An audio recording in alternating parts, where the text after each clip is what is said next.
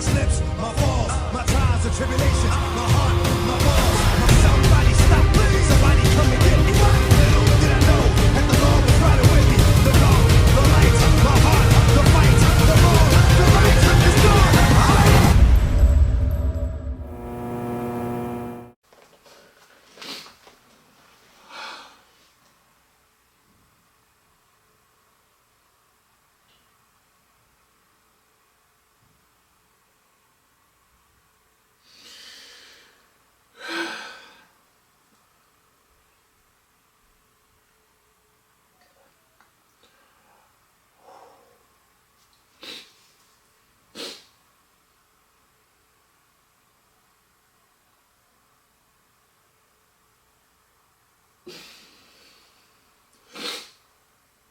Okay, all right, there that is. All right, I'm going to give you guys a review soon, depending on how this ends. Yeah, that just, man, that. I need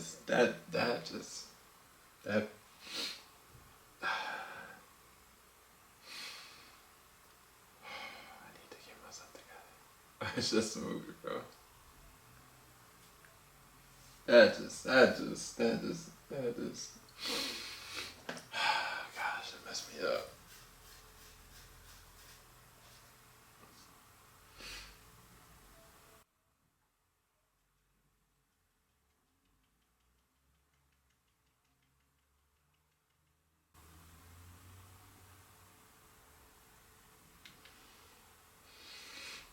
All right, yeah, I hope y'all got all that.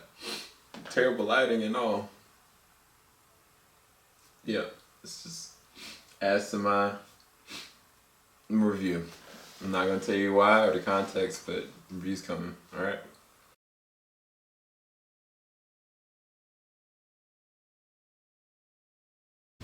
Hey, what's going on out there, YouTube family? This is Samuel here representing Team JVS. I was blessed by Well Go USA Entertainment with being able to watch Peninsula, which is the sequel to, or Train to Busan 2.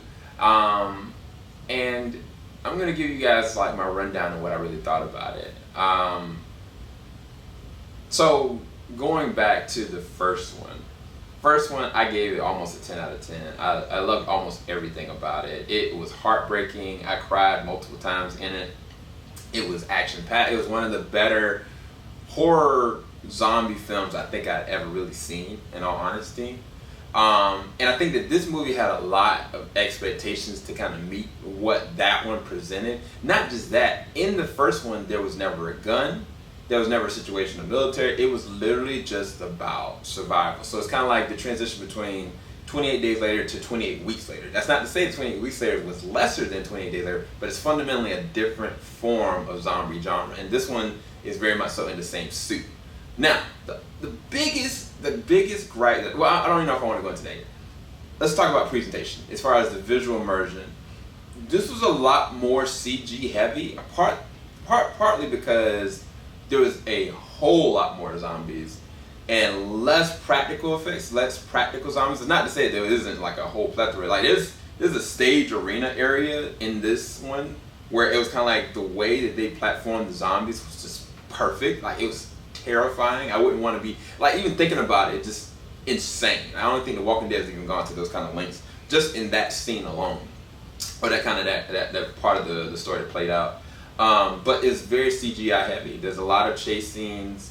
There's a lot of gunplay. This one isn't any gorier than the first one. That's one thing I actually really appreciate about the first one and this one. It's not gratuitous just for no good reason.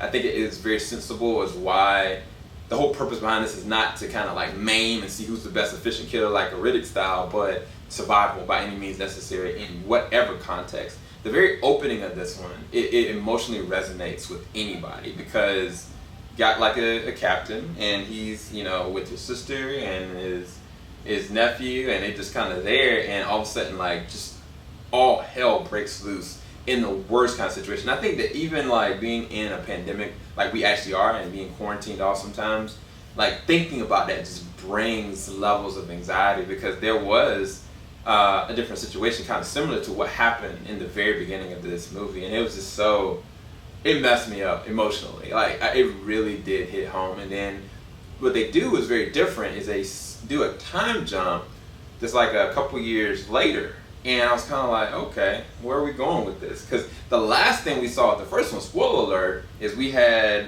Suwon, the little girl, and we had Seong, Young, who was the mother that was carrying a baby, that were the only ones that survived. And it's kind of like, where did their story go? The last thing we saw of them, they met up with the military in Busan.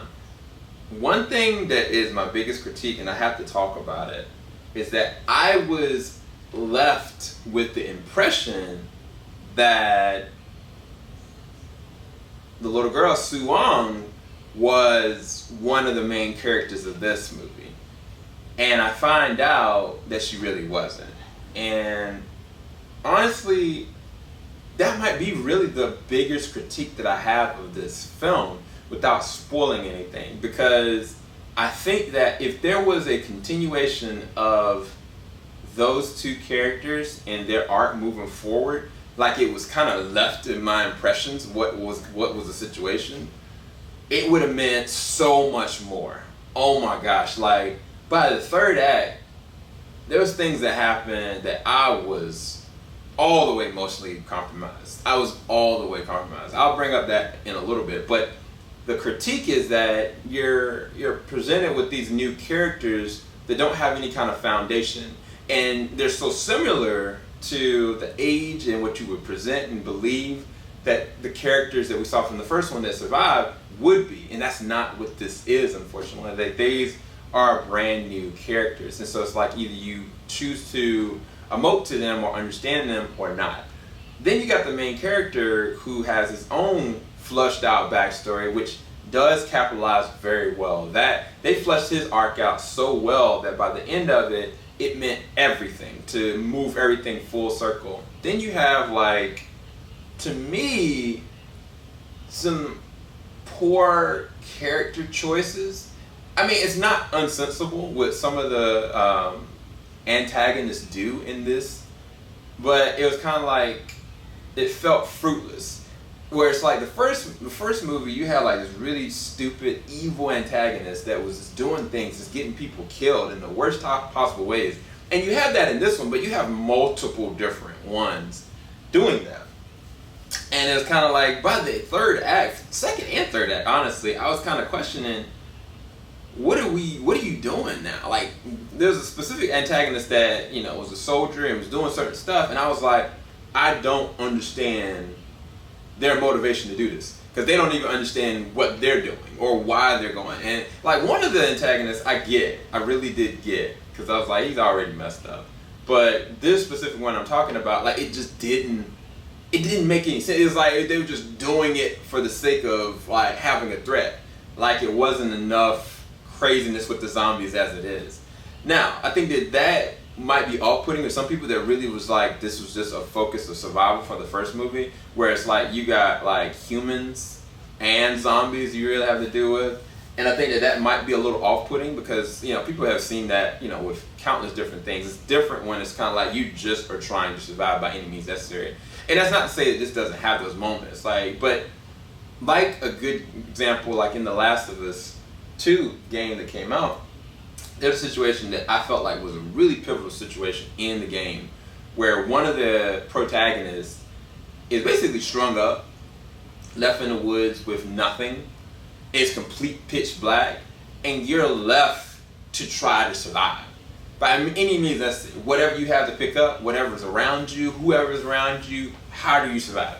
There's not a moment necessarily like that in this one. Towards the third act, there is a semblance of a moment like that, but I think that if you have more moments with the main characters kind of in that kind of situation where they don't have a gun to rely on, they don't have anything to rely on, throughout, I think that you would get a little bit more of the feeling that you get with the first one. But again, the action pieces, like in the gunplay, like, yo, it's insane. Like, when you really get to see what really goes down and what the characters are capable of, the main protagonists, it's actually really exciting to see. Like, it really is. Like, one of the little girls, like, she is a straight savage, like straight up out of Tokyo Drift. It's just really fascinating to see the way that they use the characters in a longer stretched out apocalypse situation. And also there's a difference in this one now where you got like American actors in it as well, because the US is also playing a role in certain circumstances, as well as the UK and United Kingdom. So I think that is not off-putting, but it's just different. It's a different feeling movie. It really does feel fundamentally different than the first one. But I feel like if they would have continued the story with these characters that left off, I feel like it would have changed the whole dynamic of it. Because there was a point in the movie I questioned, and I was like, am I really invested now? Like, I felt like, you know, not that I was cheated or jaded, but I was like, if these were the same characters, this would mean so much more. And I really don't understand why.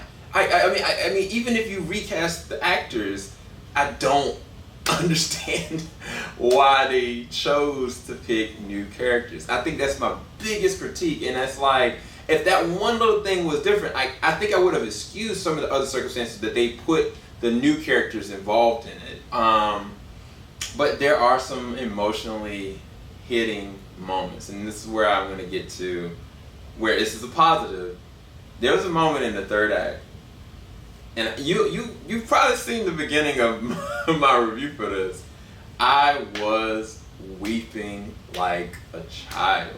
I was so broken down that I was like, it just hit me. It hit me like a ton of bricks, because I put myself in the situation to be vulnerable, and it took advantage of it. It took advantage of it, and it was a beautiful, horrific moment. It really was. And I can't, you can't fake movie moments like that, you know? And I think that this movie definitely had that, but it still goes back to the same thing. If this was the same characters, how much more would this have been impacting? So yeah, for me, I really did enjoy it. Hopefully you guys did enjoy my review. I'll talk to you guys a little bit later on. As far as a number review, I'd probably give this one at either an 8 or 8.5 out of 10.